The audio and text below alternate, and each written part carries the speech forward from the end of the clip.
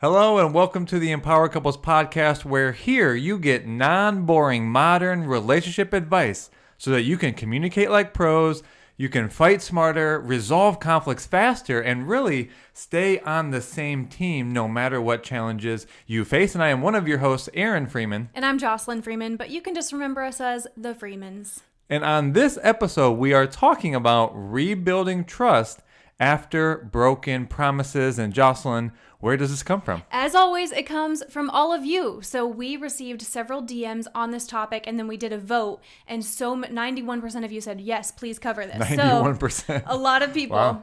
And all right, it came from DMs. So for example, Teresa asked about specifically financial trust. So how can I trust my partner with money?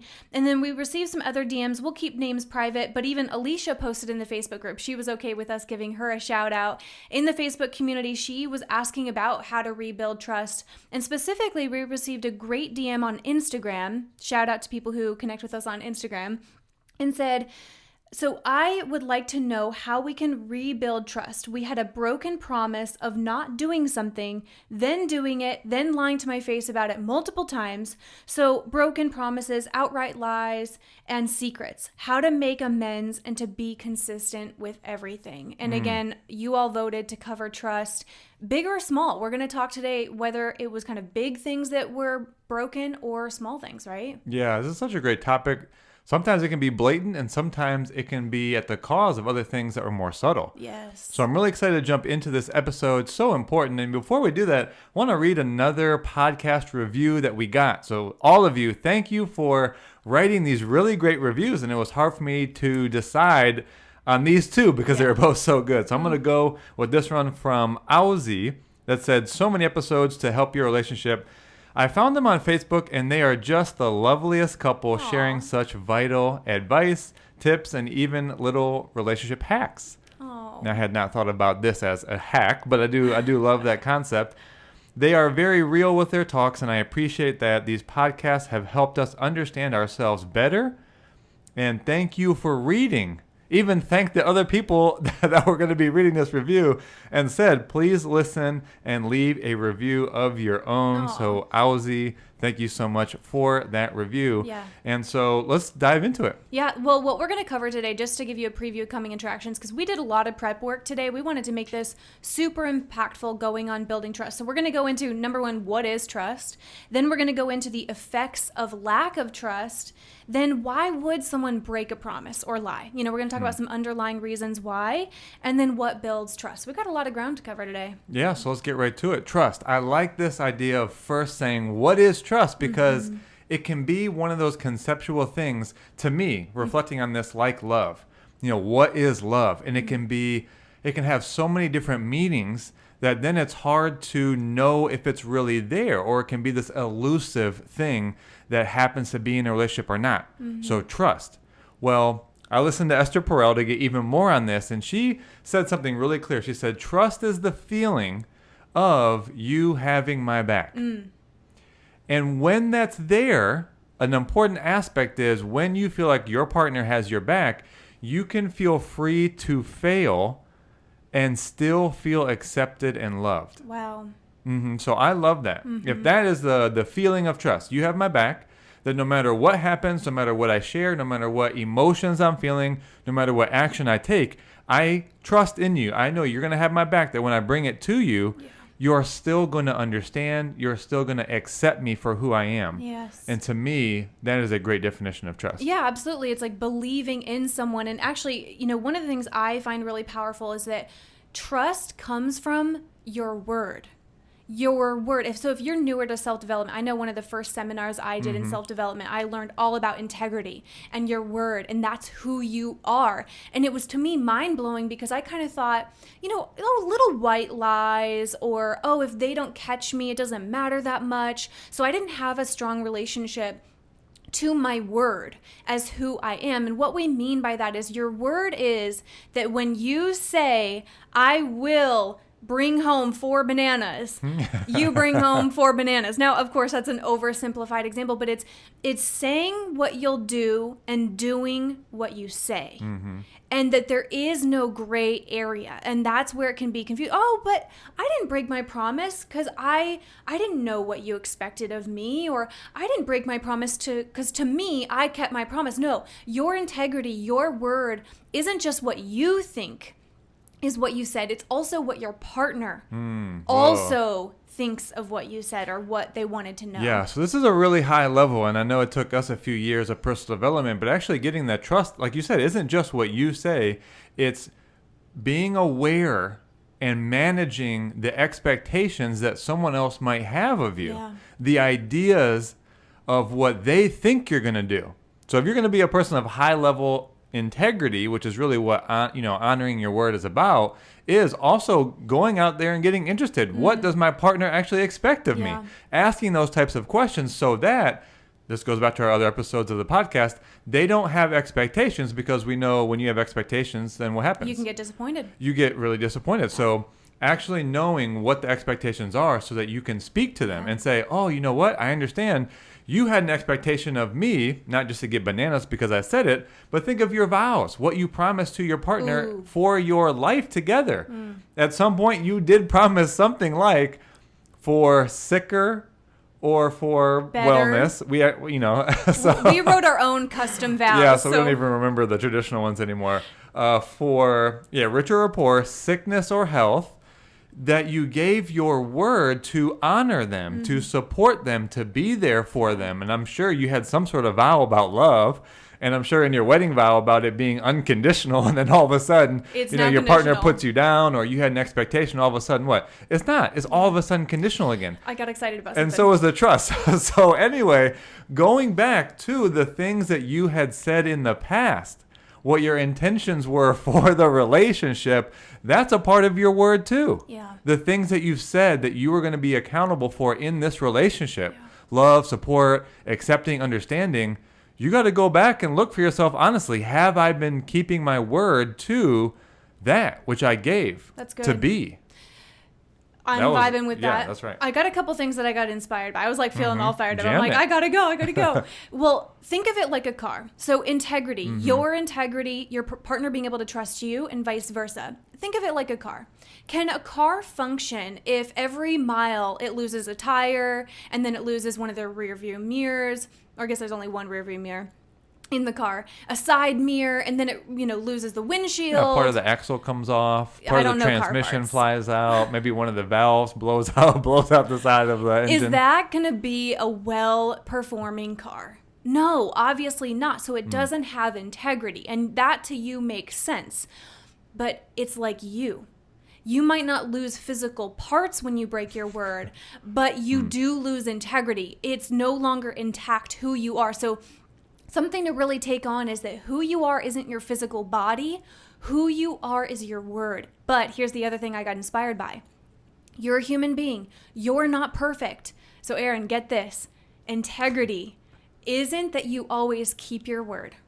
You're going to be human. You might break a promise. Now, of course, we're going to talk about more of the severe promises broken, because it's not meant to be an excuse of like, oh, I'm human, I broke this. But here's the thing. It's that, do you honor your word? Do you come to your partner after you broke a promise and go, hey, I realized I had a human moment. I didn't keep this promise. I want to restore this with you. And we'll talk about more of those restoration practices. Yeah, I know we've gotten this from personal development that we did, restoring the places that you made a promise or agreement and either didn't keep it, or you see that in the future, you see that you're going to be unable to keep a promise that you made. Guess what? You don't just not tell them and just like let it go by like, shoot, I'm not going to be able to do that. This is proactive communication. You come to your partner and say, hey, I realized I made a promise however long ago, and I see like that, number one, that maybe that's not in alignment anymore. Maybe that's just not a part of the relationship vision anymore. Or something really happened, you're like, I don't think I can keep that. So that's a part of honoring your word as well, right? Yeah. Okay, so now you know trust is not this elusive thing. It is that you both keep your word. You honor your word. You keep building your integrity For your partner to see you as someone that's trustworthy, you have to be a person of integrity. Not perfect, but again, honoring your word. So now let's go into what are the effects of lack of trust, Aaron? Oh, yeah, this is a really good one too. Well, it comes down to doubt. That a lack of trust, when you talk about it going out and it comes from, your word and not keeping it, you are going to degrade the safety and the security in a sense that your partner is going to feel because they don't trust you. They don't feel safe. They don't feel like that you have your back, that you have their back. So ultimately, I believe what it leads to is a sense of doubt.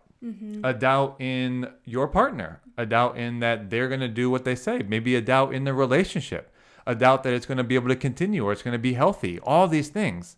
And so that doubt actually has a couple of facets. Okay. So if you think about this, doubt can happen in two ways. It can be repressed or it can be reactive, means it's like projected outward. So when you start feeling this doubt, within yourself, which we'll get to, or in your partner or in the relationship, and it's reactive, it's outward facing, it becomes suspicion. Yes, all those, who are you texting? Or, oh my gosh. That's specifically if there's jealousy or lack of trust, or like, what are you watching on your phone? Or what'd you do after work? Or what'd you spend that money on? It's different topics. Did you really go to the store? All those little suspicious questions. Which then that opens up the door to things like possible jealousy.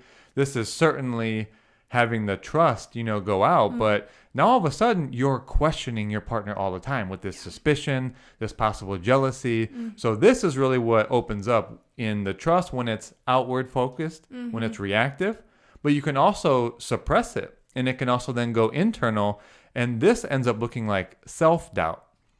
So when you don't share it openly with your partner, you hold it in. Certainly there is resentment that builds, but then you also start to doubt yourself. Am I doing the right things? Am I the best partner? Or why Am do I keep tolerating valuable? this?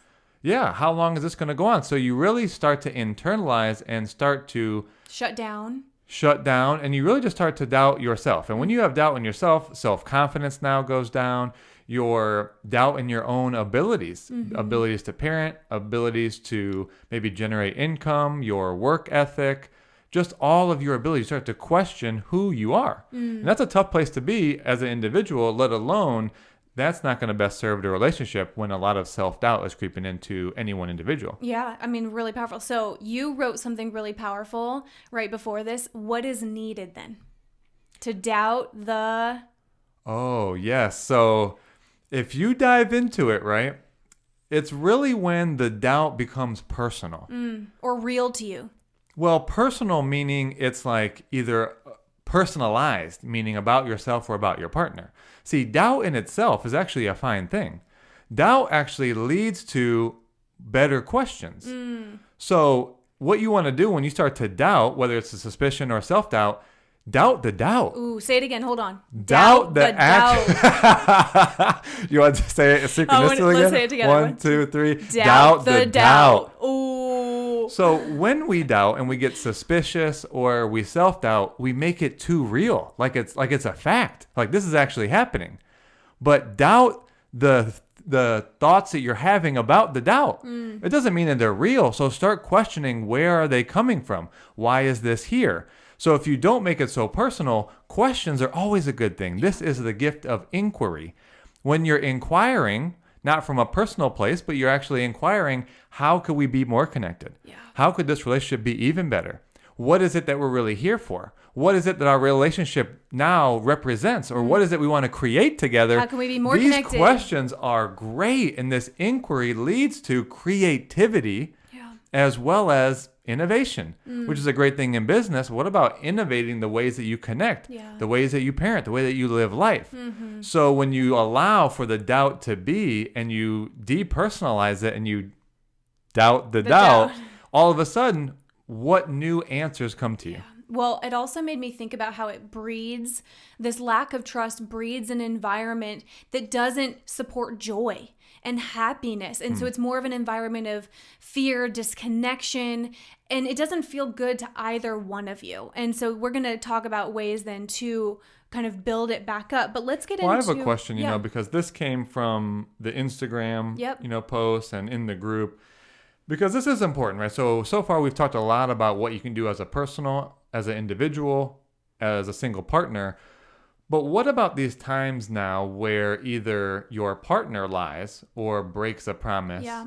or you do? Because we want to be honest about that too. And I think a lot of the questions came from one partner was feeling like another may have intentionally lied or intentionally broke a promise. So start there. Talk a little bit about why does that happen, whether it is the partner or even for yourself. Yeah, and it was interesting because when I was going back and forth with people, I'm really lucky and grateful that people share more with us, and of course we're not going to share anyone's personal stories that don't give us permission, so I won't share names, but people talked about, we have lack of trust around money, around where they go after work. There was people that say it's all the small things, it's not even big things, it's just that I can't trust that they're going to do all the small things they promise to do. And so they're like, why would that happen? Like, why does my partner break their promise or lie to me?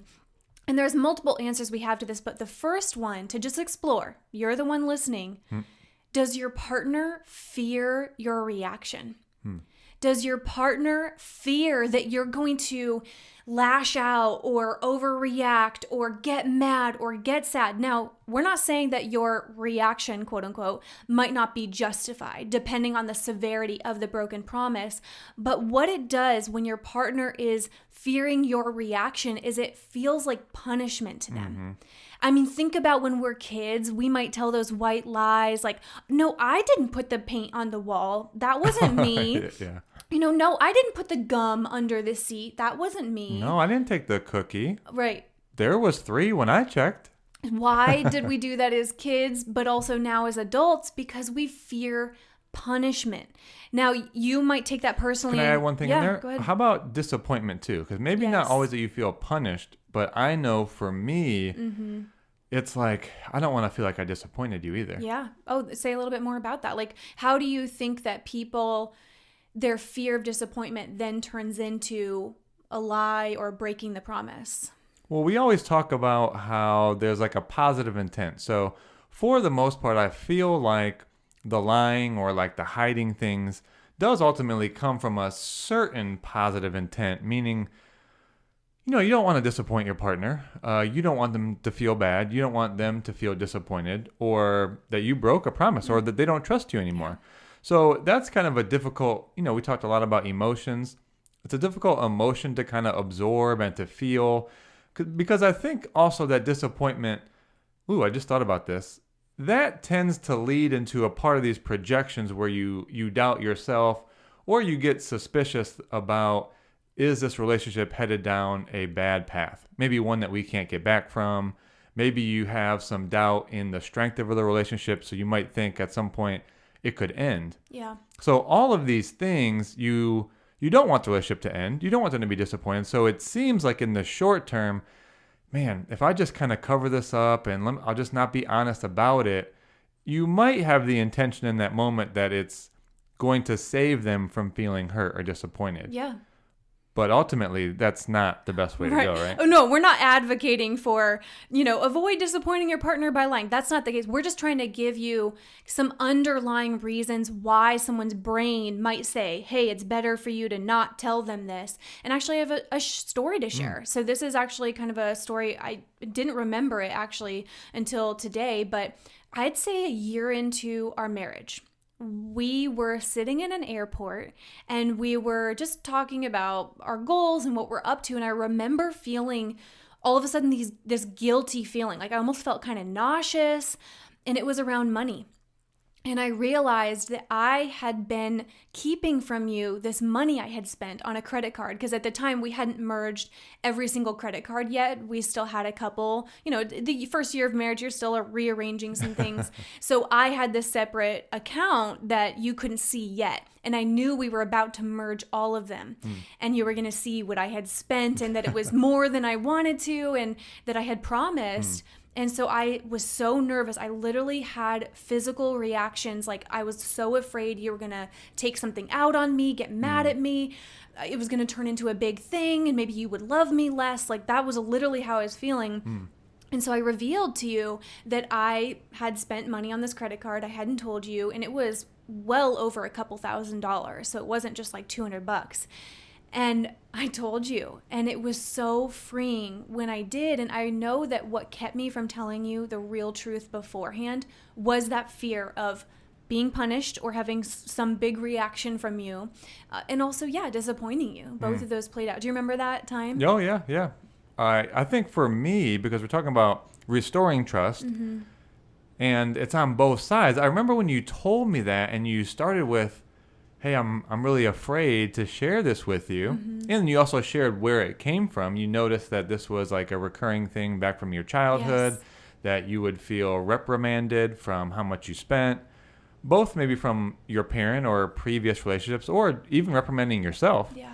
So the fact that you brought that up to me actually had me feel more trust in you. Wow.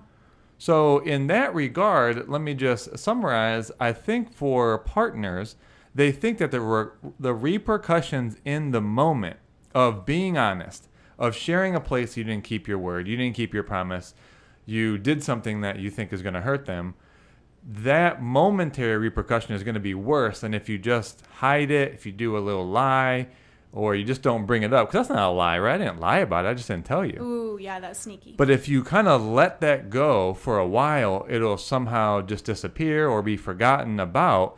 But that just degrades trust.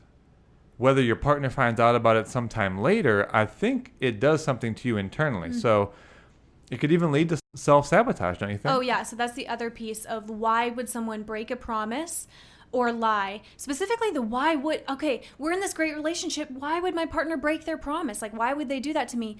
Self-sabotage is sneaky. Now think about this. You might be like, wait, how is my partner breaking a promise, them self-sabotaging? Well, here's the thing. There's actually a great book. If you haven't read the book, The Big Leap, it's awesome. And in The Big Leap, he talks about how our identity only knows life as good as we've experienced before. It's like got its comfort zone. Like, okay, I only know life this good. It can't get better than that. Right. It can't get better than that. And then if it starts to get better, let's say you're having a great season where you're connected, you're thriving, maybe things are going well financially in your careers. If your identity is uncomfortable, it will self-sabotage. And again, the book explains it in a really powerful way. So sometimes your partner could break a promise, as we said, either because they fear repercussions, reactions, they feel guilty, they don't want to disappoint punishment. But also it could be an unconscious form of self-sabotage.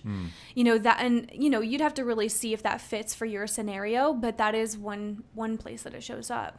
Yeah, self-sabotage. It seems like such an odd principle. Like when you do read the book, it's called Upper Limit. Like why, when you think about it, why are you unable to let your life get better and better and better? So to think about it, as a kid, you didn't have this upper limit. Things every day could be even better than the previous one. You explore something, or you have even more fun, or you get new friends, and like things really can get better and better. At some point as an adult, it's like we tend to sort of suppress our own expectations as to not be disappointed if it doesn't happen. So we really keep ourselves in a comfort zone or band of what we're familiar with. Wait, I got something to add to that. Try this on. What if you or your partner told a lie? Like this could apply to infidelity, money, anything. What if they didn't keep their promise because they wanted you to find out? Ooh, just try that out for a second. And this doesn't apply to every scenario, but there have been couples that we've talked to where the partner unconsciously, they weren't aware of it, but they didn't keep their promise because they wanted to be caught. Now, you might be like, well, why would that happen? Maybe because they want to engage in a disagreement. They want to feel like you care. They want to feel some aliveness. That can be especially true for more like just stagnant this is like a harsh word. Well, just made me think of the movie Crazy Rich Asians. So I think her name is Astor, right? She's like the heiress or like the model. She gets all the jewels. Well, there ends up being an affair between her and her husband, but they're so well known in the spotlight, they don't want that to be seen. And for him, he actually just wanted a response from her. He wanted to know she cared. Yes. Exactly, because he felt always overlooked, right? She was the rich one, she was the famous one, so anything he did seemed to pale in comparison. Now, this might not apply to a lot of the people that are listening, like you're not, riding around with the entire globe knowing you, but in this case, there are times where maybe you really do that to get the attention of your partner, to see that they really do care. Like if there's not passion and desire and energy in the relationship, you might do something just to see if that energy is still there. Yeah. So sometimes even like an argument, like you said, to engage so that you know that they still want to fight for the relationship. Ooh. If you're in that place, that's a way to check. Are we still committed? Because if you were to share something that you've been hiding and they were like, well, whatever, the complacency in a relationship is probably worse than an upset, right? Because if you said this the other day, if your partner isn't upset, then they probably don't care. They probably are complacent. They probably checked out. So a way to kind of check the pulse is if they still engage with you and there's a fight and there's energy, maybe that means to you that they're still engaged and they still want to be in it. Yeah, so check that one out. That again doesn't apply to all. We're giving these different options, right? Because it's a different reason. There's one more before we move on to rebuilding trust. This one's interesting. Could it be your childhood replaying itself or a childhood dynamic? Now, what we mean is perhaps you saw your parents lying to each other. Maybe you saw your dad or your mom go, don't tell, the other parent. Don't tell. They don't need to know.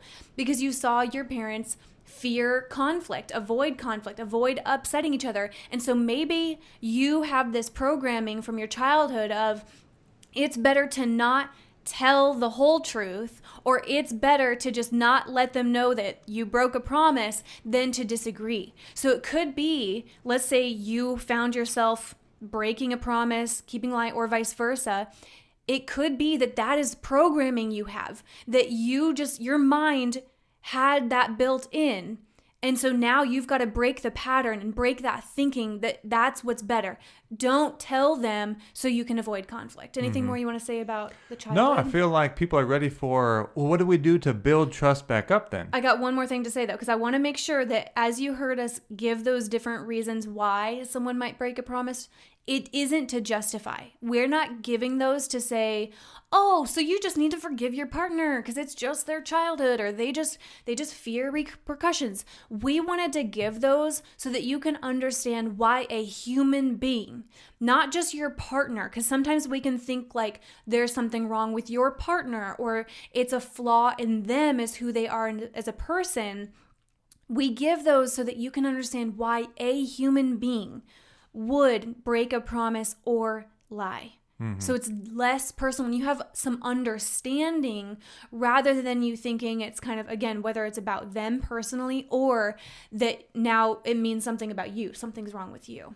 Well, it makes me think of then the first part of rebuilding the trust is to make sure there's an environment so that you and your partner both feel safe enough to share. Yeah. So this is interesting because I heard Esther Perel say this as well. Is it the environment that builds trust, or is it the consistent keeping to your word that builds the trust so that then you have the environment to share? And she actually said it's both. So you want to have this place where you're keeping your word, and even think of making promises and agreements and keeping to your word as a way to slowly build trust with your partner. Yeah. So we can come right back to that, I think, too. But in doing that, it also combines creating the environment in which you feel safe. So let's go back to trust. Trust is the feeling of you have my back, and that when I share something with you or I fail, I'm still going to be accepted and loved. Yeah. I want to. So is the environment there being created where you feel like you can fail? Whether it was something directly at the partner or something that you did following in business or in your career or in parenting or something. So you can come to your partner and say, hey, here's a place where even I feel like I failed, and not have them judge you, not have them put you down or criticize you.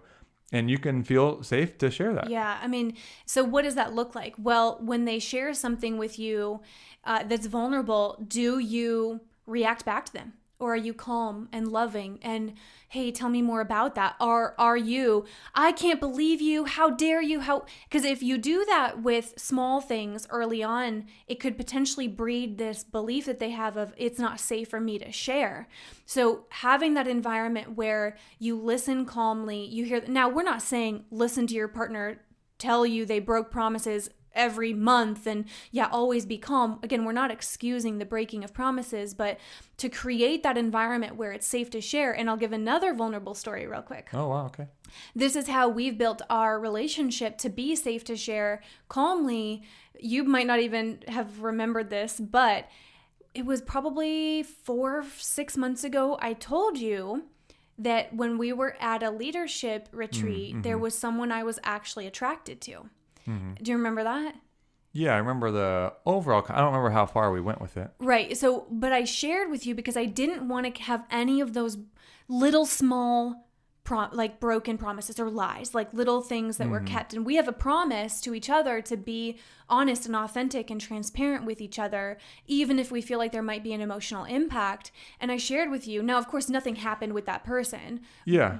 Yeah, I remember you talking about that you just wanted to share these places that you felt, and then we dove into it, like, well, what did that attraction look like? And it wasn't like physical. You were mentioning you were attracted to like their energy, their way of being. They had like a magnetic personality. Right. So it made me just think of this too, because if a audience member is listening, how there must have been something put in place where there was enough trust for you to share with me something like that. Well, I know what it is.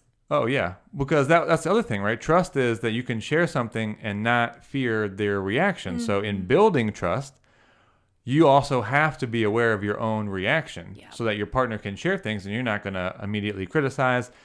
Maybe another couple could have shared the same thing that you're sharing, and I could have got really upset and mad and maybe tried to balance it out where I went and like, who knows, got attracted to somebody else. I don't know.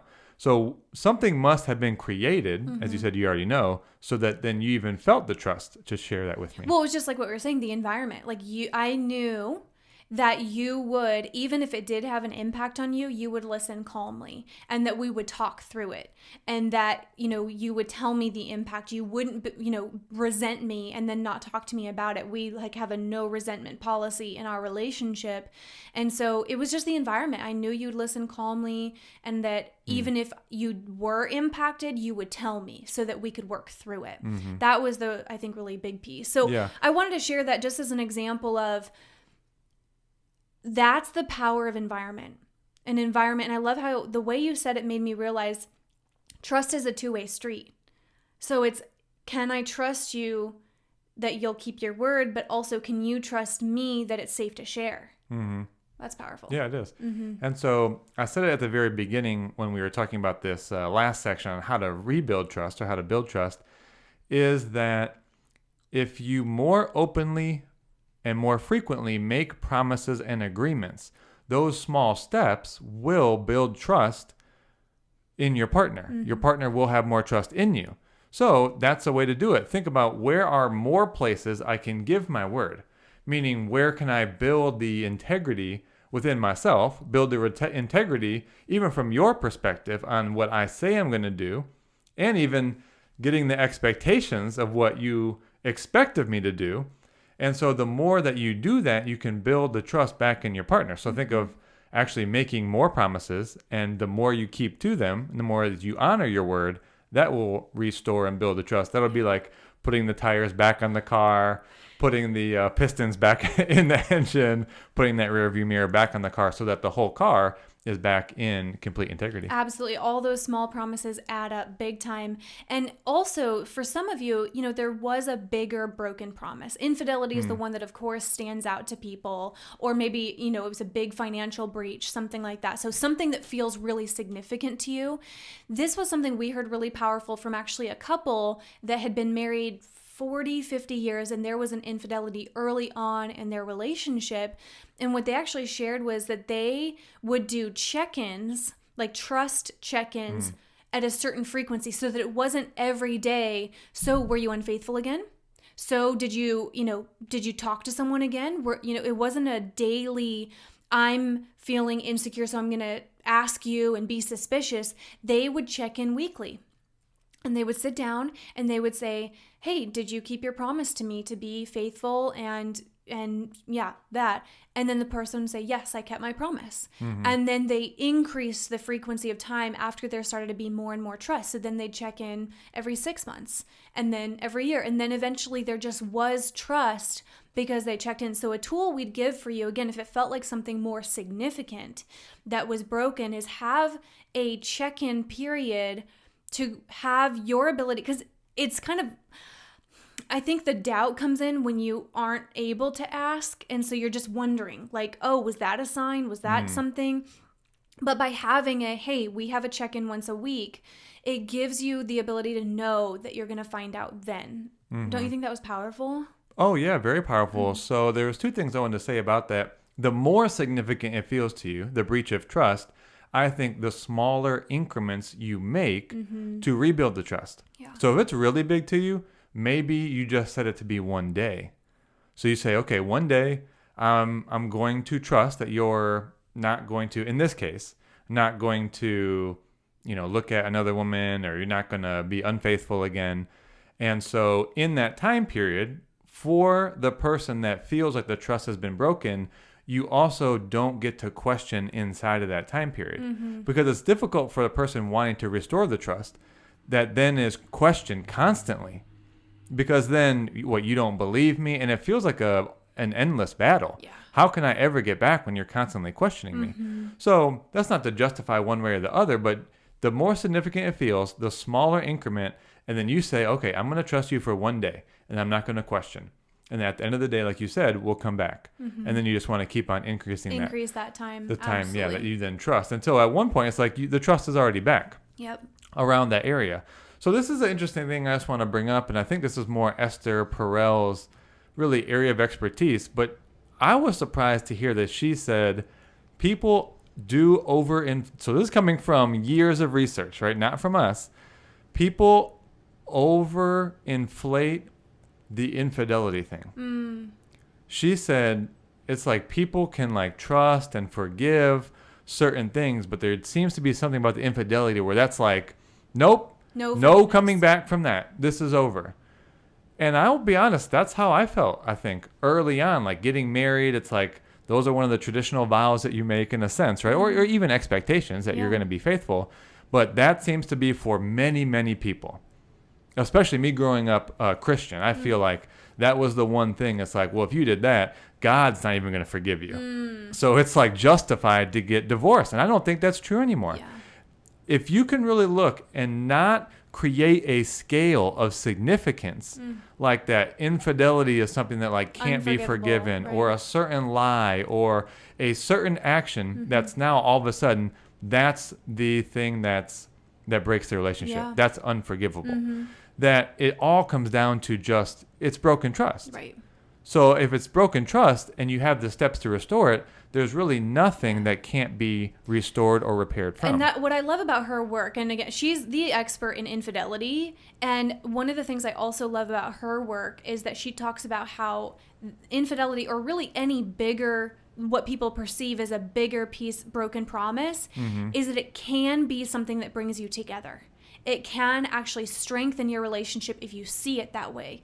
So for those of you listening, some of you are going to resonate. We get messages a lot about maybe infidelity, but apply it to if money is a trust area, right? Or if how things around the house or parenting or all those small things. Even like around like emotional stuff, right? Yeah, emotional trust.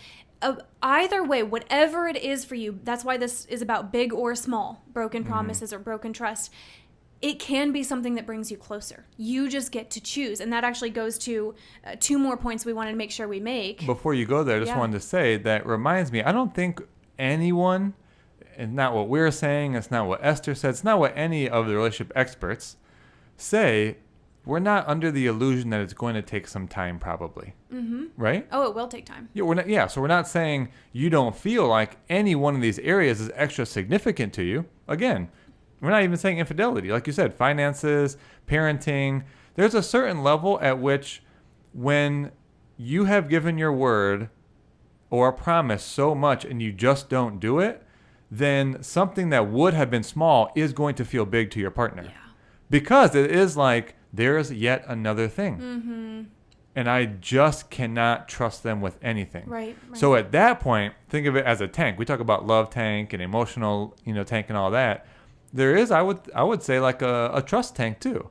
So when that's really low, almost any small thing is going to feel really big. Yeah. So we're not under the illusion or saying to you listening that it's going to take some period of time, yeah. but here are the steps from this episode and other places that you can start to build that trust again. So a couple more things we wanted to bring up. So number one, building trust is the environment, that it's safe for both of you to share, not fear each other's reactions. All the small promises add up. And then also break the periods of check-in down so that you aren't wondering and you also aren't questioning all the time. Like, have a check-in period. 2 more points here. Get clear on the agreement moving forward. So it's not just an I'm sorry. Just saying I'm sorry is not going to rebuild trust. There has to be a clear agreement moving forward so that there's no gray area. There's no, well, I thought this wasn't breaking the promise because I perceived it differently. No, you are super clear. What is the agreement moving forward? I don't care what the topic is. Again, it could be anything in your relationship where there's not trust. Is there a clear enough agreement where both of you understands what it is? Anything more you want to say about agreement? Yeah. You have to commit and believe that who you are is your word. So if you're going to give your word to something, number one, honor that. So don't just give your yes everywhere. Don't just say you're going to do things if you don't actually mean it. So I wanted to get a little bit straight here. I know we're getting even more towards the end, but look, it's just not okay if you keep on lying and you keep on hiding things from your partner, because we've covered a lot of the things here. The short-term repercussion is not an excuse to hide things. And it's not okay if you continue to give your word and your promise and then you don't even plan on keeping it. Like, that's not being a partner. And you need to authentically look for yourself at why am I doing that, right? So go back to the middle of the podcast. Is there something from your past? Is there something that you just haven't healed? Is there something you haven't said? Is there a place that you feel you're going to be judged or punished? Okay, so you have to actively bring those to the forefront for the sake of the relationship. Like, it's not okay that you just keep on having it go that way. Right. So I know this podcast was really about a lot of things that an individual can do, but that's the one thing I really want to get straightforward here. You're going to want a relationship that is going to thrive and be stronger. You have to start getting your integrity and your word together. And if you don't get it together, if you don't keep your promises and honor your word, you're not building a foundation in which a relationship can really be built on. Right. So you better take responsibility for that as well. Ooh, straight talk. All right, from Aaron. A couple more things were there for me, but actually going back to the agreements piece, because I want to make sure a lot of people might go, well, how do you create those agreements? And what are the components of agreement? So actually, I know last week we shared about the Recorded Couples Workshop, and we actually have one more week that we're doing 50% off on that. So I think before we even share the last point, which is amazing, stay for this last one. It's going to be, I think, a mic drop. But you can actually go through a whole workshop together. And here's the thing. You're looking for plans. There's things you're wishing that you could do in quarantine. So you can actually do this workshop on a full day on a Saturday or a Sunday, or you can break it into increments, do a couple hours each week. But it's actually what we would do normally in our in-person couples workshop that, as you heard us say last week, we miss so much, but we had it recorded in a professional studio. It actually feels like you're in the room with us. We've got awesome exercises. There's a workbook that goes with it. Yeah, and I wanted to say, what you're going to take away is if you feel like there is a place that feels really difficult for you to bring up because of the things we talked about, being judged, being punished, or the disappointment, one of the key exercises in there is that there's a way in which you can bring up your expectations. You can bring up things that you have hidden in a way that your partner is going to be able to listen to you, so you can get that out, but you won't be left feeling like, now what? We actually give you the way to create really clear agreements and have that be in the open so you really can restore trust. And then we give you another exercise to have your communication be where you understand each other and listen to each other such that love is really present. Yeah. And those are key takeaways that this couples workshop will give. Yes, those are great exercises. You're going to love the exercises on communication and the workbook that goes with it. And this can apply to couples who are in any stage of relationship. You can be great and you just want to get even better and even stronger, or you could be really dealing with some challenges that you need some support. So go to thecoupleexperience.com. We just have one more week of it being 50% off. I know several of you took advantage of that last week when we mentioned it on the podcast. So go to thecoupleexperience.com, get 50% off before it's over, and you will love the workshop. So with that, should I share the last point here? This is your mic drop moment. Okay, we're gonna see how you all resonate. For you, the person that is wanting to forgive the other person, listen to this. If you say, I forgive you, that is a promise. So it isn't just waiting for your partner to earn back your trust. Oh. Of course, they have to do their part. We already gave those ingredients. But when you say, okay, I forgive you, that's now a promise. You are giving your word to forgiving them, meaning you have to do your own work internally to trust them now. You can't just now keep being suspicious and looking for where they're not keeping their promise. That's going to breed this environment that we said is not safe, and your partner will feel like they can't win. So listen to that. You mean I can't say I forgive you, yet continue to look for evidence? Yes. Where I don't trust you? Exactly. Wow. So take on, I forgive you is also a promise. Wow. That's also your word. And with that, do you want to do a quick recap of the episode? Oh, yeah. So we were talking about how to restore trust, and we really talked about what is trust, and it's that feeling of, my partner has my back. Because when they do, then you feel like you're in a place where you can fail, but also still feel accepted and still feel loved. We talked about the things that a lack of trust brings about, like the impact, where you could really start to doubt the relationship, self-doubt, be suspicious about their activity, and really why somebody would break their promise or lie, when ultimately it's this trying to avoid a situation where you're not going to disappoint. You think that in the short term, it's going to be much worse if you share the places that you failed, or you share the places that you actually covered something up, or you didn't do what you said. But we're telling you to restore trust, which is a foundation for a relationship, is to have these things be out in the open, which led us to how do you rebuild trust? And like you said, having an environment, first of all, where you can both share openly. It's safe to share. Safe to share. They're not afraid of repercussions. Mm-hmm.